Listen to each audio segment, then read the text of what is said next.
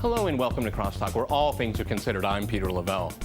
Negotiations continue, but that has not stopped the blame game from raging. We are told Iran and the Western powers were on the verge of an agreement regarding Tehran's nuclear program. Then the talks stalled into the familiar stalemate. The enemies of diplomacy appear to have the upper hand. Is war the only option left?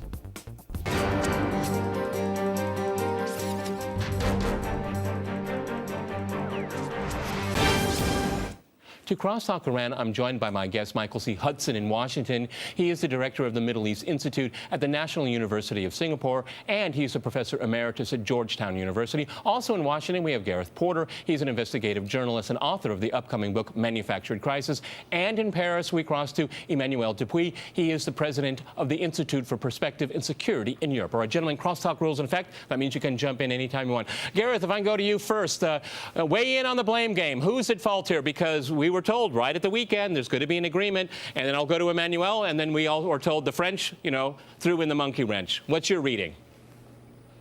Well, I think we have two problems, not just one. Clearly, the government of France was involved in an effort to throw a monkey wrench into the talks on Saturday. Apparently, after the French foreign minister had signed off on a unified text for presentation to Iran, he then went on radio and gave this interview in which he referred to a con game, talked about these two issues, and said that he was not satisfied with the text in regard to those issues, that is Iraq and the disposition of Iran's 20% enriched uranium stockpile. So definitely there was a problem with France doing a very unexpected turnaround on this issue and saying no once it had agreed. And then I think the United States clearly has to share the blame here, because there was an issue which we don't quite understand precisely the situation regarding the differences in the text, but the United States was apparently leading Iran to believe that there would be some kind of recognition, implicit or explicit, of its right to enrich in the text, and this turned out not to be the case.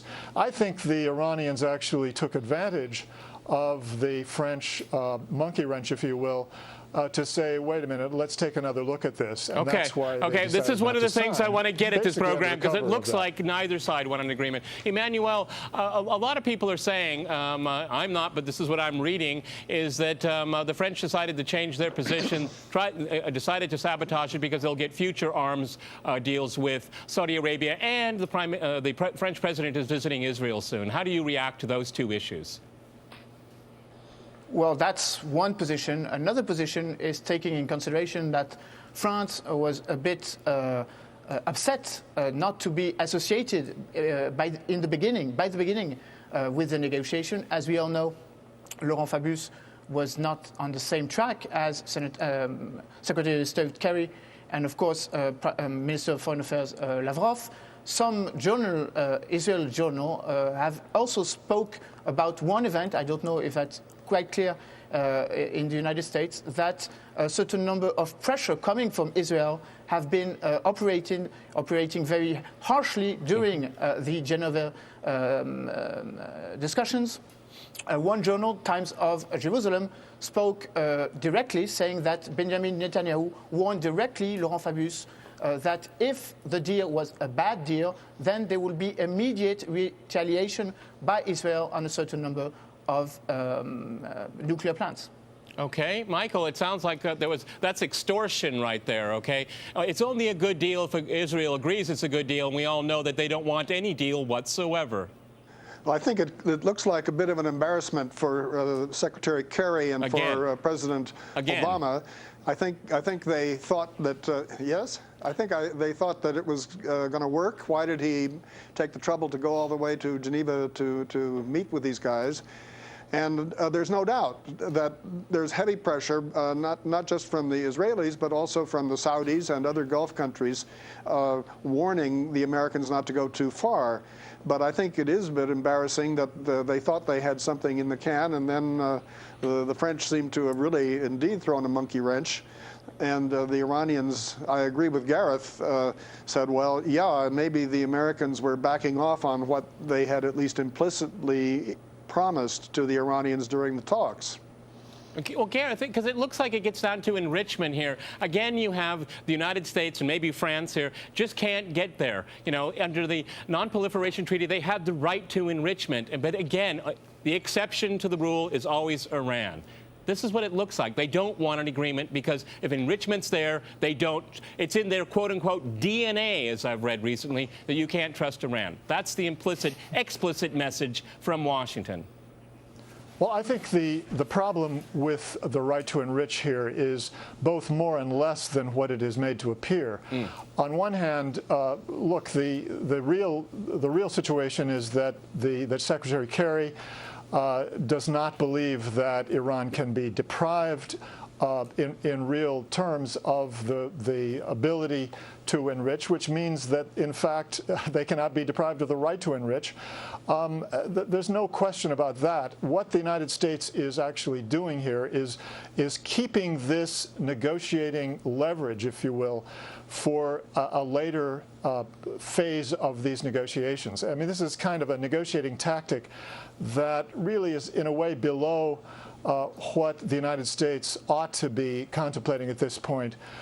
It's not necessary, and it's really conveying a message to Iran that we intend to try to pressure you to the maximum in a later phase of the talks. And the question for Iran then arises, is the United States really committed to the kind of end game that was understood when they began this round of talks? And I think that Iran may, in fact, be wondering now whether that is the case. I think that's the real danger of this situation. Emmanuel, is the West serious about dealing with Iran here? Because it looks like the agreement that they tentatively had looked pretty good.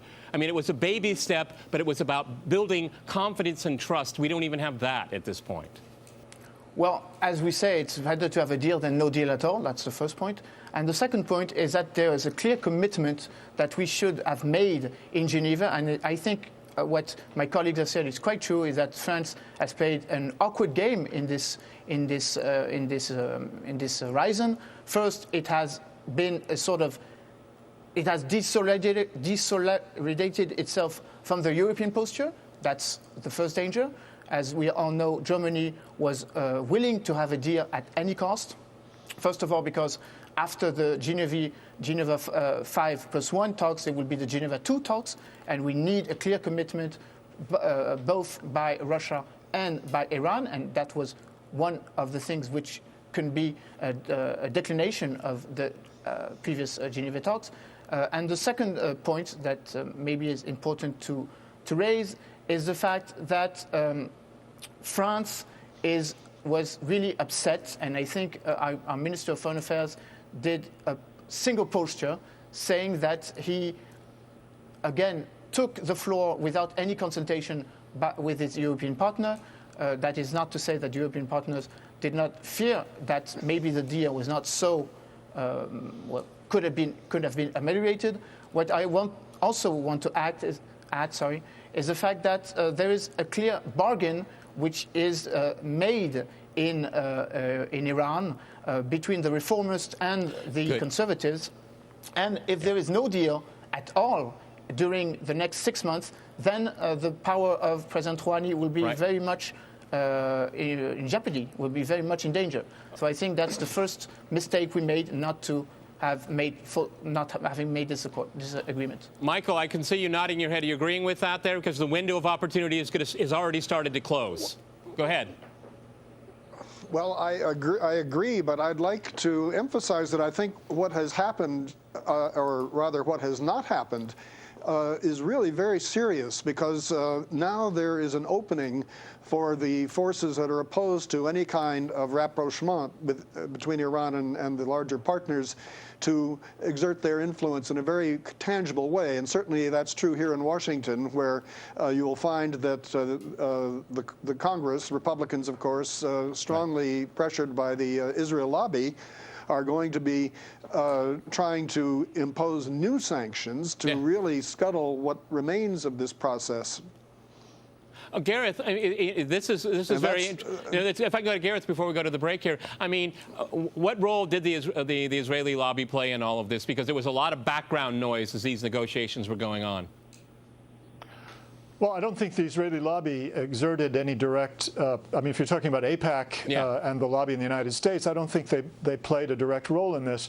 The situation in France, of course, is that Israel's influence is exerted in a very different way from the way it is in the United States. There's a group, a very tight-knit group close to the foreign minister, around the foreign minister and the president, who are really have been guiding the French policy in the direction of both the neoconservative position in the United States and, of course, the Israeli interests for the last 5 years or so, since the election of Sarkozy in 2007. It's really the same group that has been exerting this influence, and that has not changed. And I think it is indeed an affiliation or close relationship with Israel, rather than the prospect of arms sales to the Gulf sheikdoms that was involved here. Clearly, as was suggested earlier, this phone call from Netanyahu or the Meir Habib, the member of the National Assembly, threatening an attack by Netanyahu was all right, gentlemen, here. I have to jump in here. We're going to go to a short break, and after that short break, we'll continue our discussion on Iran. Stay with RT.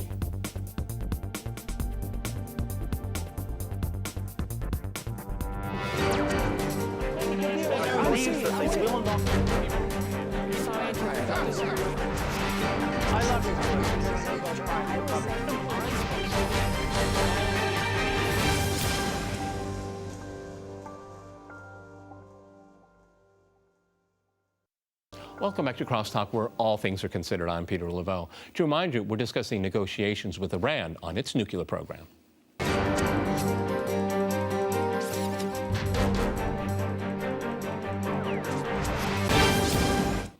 Emmanuel, if I go back to you in Paris, I'd like to ask you a question, all three of you a question. Israel doesn't want a détente between Washington and Tehran, because that will include agreement among other members of the UN Security Council. That makes the likelihood of an Israeli attack on Iran much less. And this is what the Israelis are afraid of. They want to keep force on the table. That gives them a lot more wiggle room. Any kind of agreement with the real international community and people that make the decisions makes war a tougher option for the Israelis. Do you agree or disagree with me? Yes, I was saying that I was agreeing on what you've just said, and also what your colleague has said. You have to have in mind that Minister of Foreign Affairs of Iran, Zarif, was in Paris last week, and everything was made so it was a low-profile visit, which was a shame because it was an historical visit. But that's one issue. The second issue, as you were speaking about a sort of Israeli lobby, there is more a neoconservative lobby, very active in the Ministry of Foreign Affairs. The Iranian dilemma, the Iranian agenda, is under the hands of a certain number of neoconservatives diplomats, and they still have their hand on the issue. So again, that is a hard pressure on our Minister of Foreign Affairs. And to respond directly to your question, the question you raised, you have to have in mind, as you mentioned, that Minister of Interior, Emmanuel has just come back from Israel, that the President, François Hollande, will be going in Israel the 17th of November. And, of course, we have to have in mind that there is a game change inside the Israeli power stakeholders. The Minister of Foreign Affairs, Avigdor Lieberman, will be definitely wanting to have a more harder line on this. So, again, it's very evident that Israel may have used France in order to do a show force and show that there should not be a stall game and there should not be a bad agreement. Again, as you mentioned it, not only on the uranium agenda, but on the plutonium agenda. One of the issues that was raised by Laurent Fabius is that we were very afraid of the reopening or the reinforcement of the Iraq plant, which is not about but Emmanuel, Iran just signed another agreement with the IAEA for more and more inspections. The most inspected country in the history of the IAEA. So I'm sorry, what the French position is just nonsense, okay? I'm sorry. Gareth, you wanted to jump in. Go ahead. I'm not defending. I know you're not. I know you're not defending it. I know you're not defending it, okay? Let's make that clear. Go ahead, Gareth. Jump in. I was going to address the question of the use of force, because I think that there's a danger that the Israelis can convince at least some people in the international community that it is serious about an attack, and that is going to exert some influence on the talks. And that would be extremely unfortunate, because I am quite convinced, and have been for the past, nearly the past year, that the Israelis, that Netanyahu in particular, has been using that threat as a ploy to influence the United States, the Europeans, the Russians and the Chinese to be much tougher on Iran, of course, to pass the most harsh sanctions imaginable. Gareth, stop right there. Gareth, stop right there. Let me ask you a question. How much more tough can you get on Iran beyond going to war? Explain to me, okay? Really? Well, I mean, you can... I'll tell you exactly what you can do, and this is what the neoconservatives in the United States are threatening to do, which is to pass sanctions which do not have any national security waiver, which is the way in which the president can, in fact, get out of this mess, which is to agree that he will, in fact, use the national security waiver to prevent those sanctions from going into effect as part of a deal. That's what they can do. And that's what the Israelis are now trying to bring about, of course. Michael, where is diplomacy right now? Because it seems to me that there's been a concerted effort. They've succeeded, and it's the party of war now that prevails, okay? Israel and its friends won a major victory here, and the Western powers look hopeless. It's quite amazing here. Wag the dog. Go ahead, Michael. Well, you know, Peter, you're absolutely right. This was quite a lost opportunity, and I was looking at the somewhat rambling text of Secretary Kerry's remarks in Abu Dhabi, where he was, in a sense, backpedaling a bit, trying to assure the Gulf Cooperation Council allies, and certainly Israel, that, in fact, as they put it, all options are on the table. So here we were going back in a very convoluted way to a rather more hawkish position. So clearly, I think the Obama administration was thrown on the defensive, and I really do believe that Obama and the people in charge, you know, don't want to get another conflict going in the Middle East, considering what we've gone through with Iraq and Afghanistan.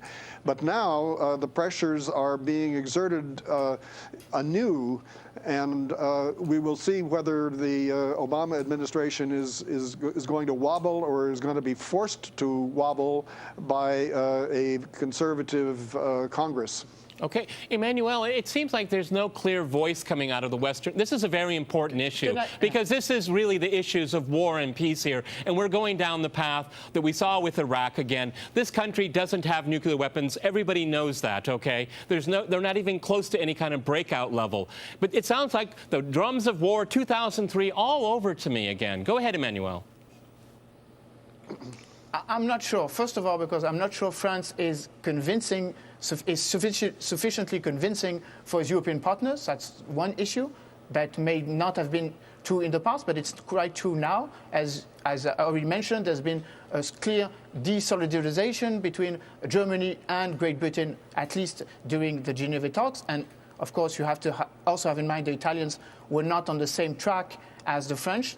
That's the first point. The second point is we have to take in consideration, as you mentioned it, there is, at the moment that we're speaking, the venue of the director of the IAEA in Tehran. So that's an agreement was achieved in that sense. And we also have to have in mind the horizon of the 20th of November, when there will be, again, negotiation. It will be at a lower profile, but there will still be negotiation. To be, again, very honest, I'm not defending by any way France's posture. I do think it is a wrong posture, because we need to have confidence-building measures towards Iran. But on the same aspect of things, we also have to link what happened in Geneva, what will happen in the next week, and we need also, again, France is very weakened by its posture, because it is going to Geneva for the Syrian talks, again, not on the same track as its other partners. Okay, Gareth, where are we going on this here, okay? On the 20th, there's going to be more talks, lower level. I mean, it's the steam out of this thing, and everyone's just going to continue playing the blame game. Go ahead. Well, I was just going to say I agree with what has just been said by my colleague, but I also would add that what is really important here is that the so-called confidence-building measures are linked to an end game. This is what the Iranians have been saying all along from the beginning.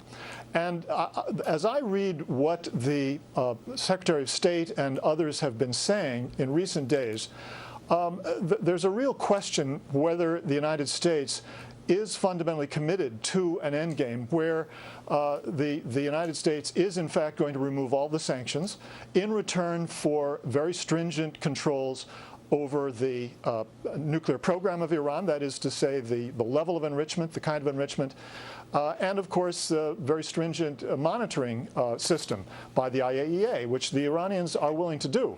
The question is whether the United States wants to or is willing to give up this, what it regards obviously as leverage over the Iranians in the form of the sanctions. The Israelis don't want them to do it, and I'm afraid that there is a temptation here for the United States to try to use this leverage to the hilt and perhaps to sacrifice the possibility of the kind of deal that it could get. So I think that's the real issue that is posed by the next round. Well, it seems to me, Michael, if I can go to you, this dithering on the part of the West would give Iran every reason to want to build a nuclear weapon now. Okay, it gets inverted, okay? If you can't make a deal, if you can't negotiate, then what do? You defend yourself. Go ahead. Well, I think that the more hardline elements in the Revolutionary Guards in Iran may agree with that, and there is a kind of a strategic logic, at least at a certain level. Although you would think at a broader level, Iranian security is not really going to be guaranteed by having one or two bombs. On the contrary, it may incite others to attack it. But I think the larger problem here is the possibility of even a kind of a cold deal between the United States and the big powers and Iran would amount almost to a kind of diplomatic revolution across the troubled Middle East, and that is something that there are so many entrenched interests. Well, and there are plenty of countries there that don't want that to happen. They just don't want to happen. That have happened. They want to continue the instability here. Gareth, I'm going to give you the last word. Go ahead, jump in. Well, what I wanted to say earlier, but didn't have a chance to say, was that there's a lot of posturing here, really phony posturing about the issue of Iraq, A-R-A-K, the heavy water reactor that the Iranians have not brought online. They're very far from having brought online. And the idea that this represents a proliferation risk, which is constantly referred to in the news media, is really quite bogus. And the reason is that Iran has no ability to reprocess the plutonium that would be produced by such a reactor, and indeed has even already made it clear in the talks that it is prepared as part of a deal to have arrangements whereby the plutonium would be removed so that it can't even be reprocessed. So this is really a bogus issue. Okay. And that's one of the reasons why the French intervention here. All right, gentlemen, we're going to end on the word bogus here. Thank you very much. Many thanks to my guests in Washington and in Paris. And thanks to our viewers for watching us here at RT. See you next time, and remember, CrossTalk rules.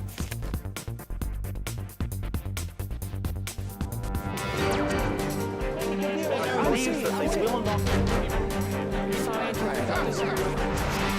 I love his work.